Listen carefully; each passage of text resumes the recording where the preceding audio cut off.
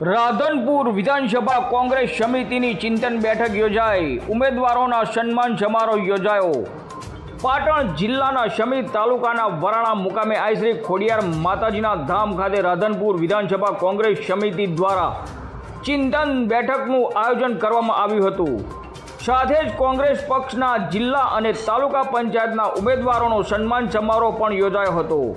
આ કાર્યક્રમમાં રાધનપુરના પૂર્વ ધારાસભ્ય રઘુભાઈ દેસાઈ સહિત બચાભાઈ આહિર, ડોક્ટર વિષ્ણુ ઝુલા, રમેશભાઈ દેસાઈ, આદિત્ય ઝુલા, જાહિદ ખાન મલેક, જગદીશભાઈ રાઠોડ, જયાબેન ઠાકોર, બાબુભાઈ આહિર ઉપસ્થિત રહ્યા હતા। ઉપરાંત તાલુકા પ્રમુખશ્રીઓ પશાભાઈ આહિર, ભેમાજી ઠાકોર, પશાભાઈ રાઠોડ તેમજ જિલ્લા પંચાયત સદસ્યશ્રીઓ રમેશભાઈ ઠાકોર અને મનસુખજી ઠાકોર અને શમી તાલુકા પંચાયતના સદસ્ય અજીત ખાન રાઠોડ પણ ઉપસ્થિત રહ્યા હતા।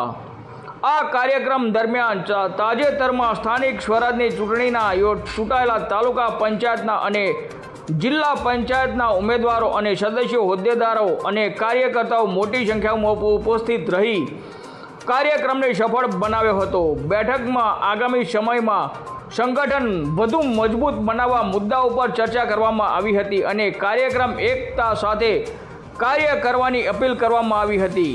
રિપોર્ટર રાજુ જોશી, પાટણ। ગુજરાતની તાલુકા જિલ્લા પંચાયત નગરપાલિકાઓની ચૂંટણીઓ પછી રાધનપુર વિધાનસભા મત વિસ્તારના 3 તાલુકા અને 10 જિલ્લા પંચાયતોના જે રિઝલ્ટ આવ્યા, પ્રજાને ચુકાદો અમે આજે શિરોમાન્ય ગણીએ છીએ।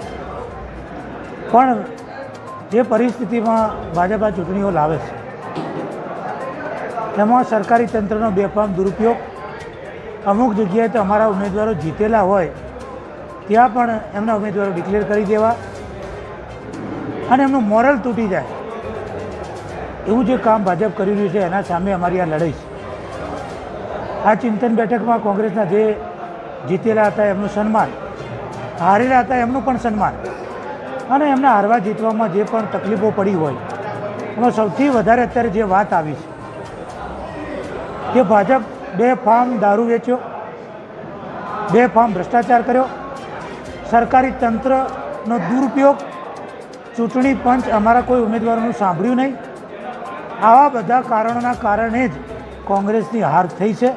નહીંતર કોંગ્રેસ એક થઈને ચૂંટણી લડી છે અને કોંગ્રેસ 100% જે તાલુકા પંચાયતો અમારી બનવાની હતી, આ જીત એ ભાજપના સરકારી તંત્રની, ચૂંટણી પંચની જીત છે અને એના બેફામ જે ભ્રષ્ટાચાર કરેલા રૂપિયા એના પાછળ જે લોકોમાં પૈસા ખર્ચ્યા અને દારૂ વેચીને ચૂંટણી જીતી છે એવું સાબિત થાય છે।